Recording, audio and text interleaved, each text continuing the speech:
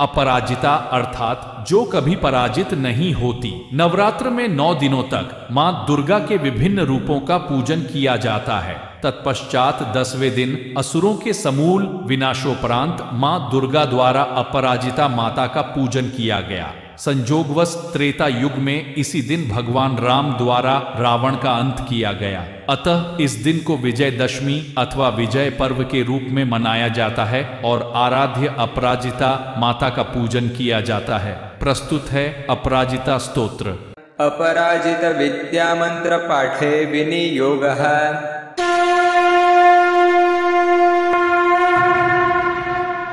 नमो पराजितायै। ओम अस्या वैष्णव्याः पराया अजिताया महाविद्यायाः वामदेव बृहस्पति मार्कण्डेया ऋषयः गायत्रुष्णि गनुष्टु बृहति छन्दांसि लक्ष्मी नृसिंहो देवता। ओम क्लीं श्रीं ह्रीं बीजं हुं शक्तिः सकल कामना सिद्ध्यर्थम्। अपराजित विद्या मंत्र पाठे विनियोगः।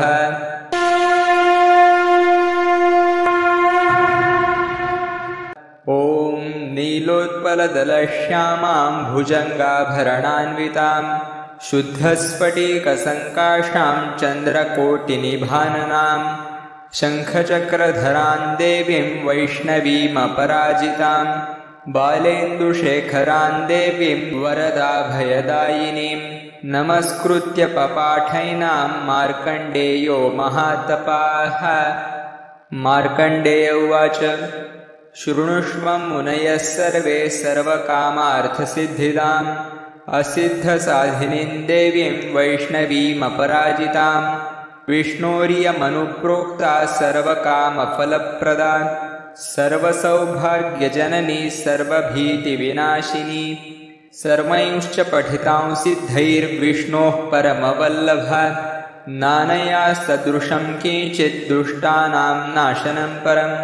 विद्यारहस्या कथिता वैष्णव्येषा पराजिता पठनीया प्रशस्ता वा साक्षात् सत्त्वगुणाश्रया। ॐ शुक्लाम्बरधरं विष्णुं शशिवर्णं चतुर्भुजं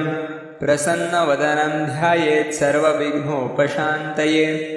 अथातः सम्प्रवक्ष्यामि ह्यभयामपराजितां या शक्तिर्मामकी वत्स रजोगुणमयी मता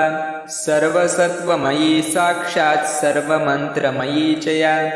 या स्मृता पूजिता जप्ता नस्या कर्मणि योजिता सर्वकामदुघा वत्स शृणुष्वैतां ब्रवीमि ते। यस्याः प्रणश्यते पुष्पं गर्भो वा पतते यदि म्रियते बालको यस्याः काकवन्ध्या चया भवेत् धारयेद्या इमां विद्यामेतैर्दोषैर्न लिप्यते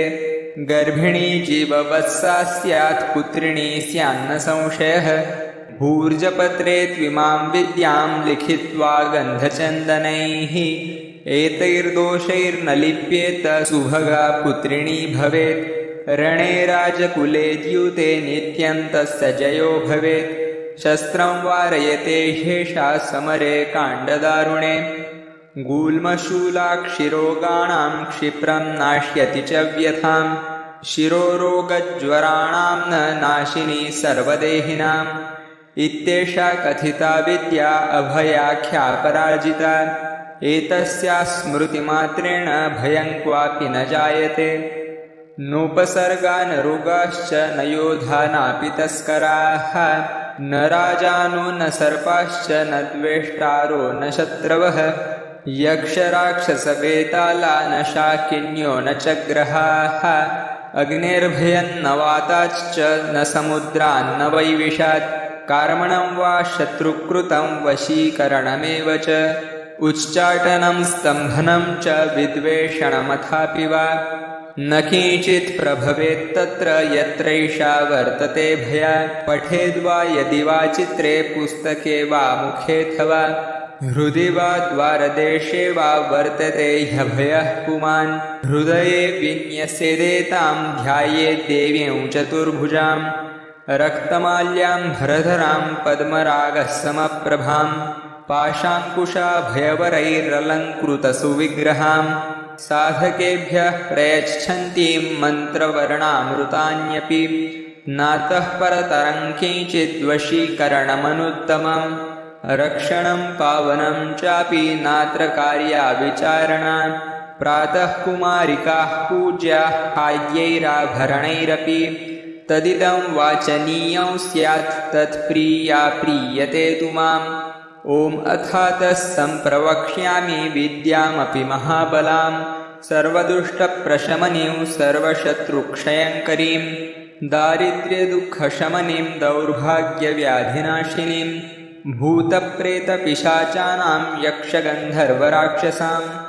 डाकिनी शाकिनी स्कन्दकूष्माण्डानां च नाशिनीं महारौद्रीं महाशक्तिं सद्यः प्रत्ययकारिणीं गोपनीयं प्रयत्नेन सर्वस्वं पार्वतीपतेः तामहं ते प्रवक्ष्यामि सावधानमनाशृणु एकाह्निकं व्यह्निकै च चातुर्थिकार्धमासिकं द्वैमासिकं त्रैमासिकं तथा चातुर्मासिकं पञ्चमासिकं षाड्मासिकं वातिकपैत्तिकज्वरं श्लैष्पिकं सात्रिपातिकं तथैव सततज्वरं मौहूर्तिकं पत्तिकं शीतज्वरविषमज्वरं द्व्यह्निकं त्र्यह्निकै चैव ज्वरमेकाह्निकं तथा क्षिप्रं नाशयते नित्यं स्मरणादपराजिता यत एवागतं पापं तत्रैव प्रतिगच्छतु अमोघैषा महाविद्या वैष्णवी चापराजिता स्वयं विष्णुप्रणीता च सिद्धेयं पाठतः सदा एषा महाबला नाम कथिता ते पराजिता नानया सदृशी रक्षा त्रिषु लोकेषु विद्यते तमोगुणमयी साक्षद्रौद्री शक्तिरियं मता कुरुतान्तोऽपि यतो भीतः पादमूले व्यवस्थितः मूलाधारे न्यसेदेतां रात्रावेनै च संस्मरेत् नीलजीमुतसङ्काशां तडित्कपिलकेशिकाम् उद्यदादित्यसङ्काशां नेत्रत्रयविराजितां शक्तिं त्रिशूलंशङ्खै च पानपात्रं च बिभ्रतीं व्याघ्रचर्मपरिधानां किङ्किणीजालमण्डितां धावन्तीं गगनास्यान्तः पादुकाहितपादकां दंष्ट्राकरालवदनां व्यालकुण्डलभूषितां व्यात्तवक्त्रां ललज्जिह्वां भ्रुकुटीकुटिलालकां स्वभक्तद्वेषिणां रक्तं पिबन्तीं पानपात्रतः सप्तधातून् शोषयन्तीं क्रूरदृष्ट्याविलोकनात् त्रिशूलेन च तज्जिह्वां कीलयन्तीं मुहुर्मुहुः पाशेन बद्धातं साधमानवन्तीं तदन्तिके अर्धरात्रस्य समये देवीं ध्यायेन्महाबलाम् यस्य यस्य वदेन्नाम जपेन्मन्त्रं निशान्तके तस्य तस्य तथावस्थां कुरुते सापि योगिनी ॐ बले महाबले असिद्धसाधिनि स्वाहेति अमोघां पठति सिद्धां श्रीवैष्णवीं दुःस्वप्ने दुरारिष्टे च दुर्निमित्ते तथैव च व्यवहारे भवेत् सिद्धिः पठेद्विघ्नोपशान्तये यदत्र पाठे जगदम्बिके मया विसर्गबिन्द्वक्षरहीनमीडतं तदस्तु सम्पूर्णतमं प्रयान्तु मे सङ्कल्पसिद्धिस्तु तदैव जायताम् तव तत्त्वं न जानामि कीदृश्यसि महेश्वरी यादृश्यसि महादेवी तादृश्यायै नमो नमः इति अपराजिता स्तोत्रं सम्पूर्णम्।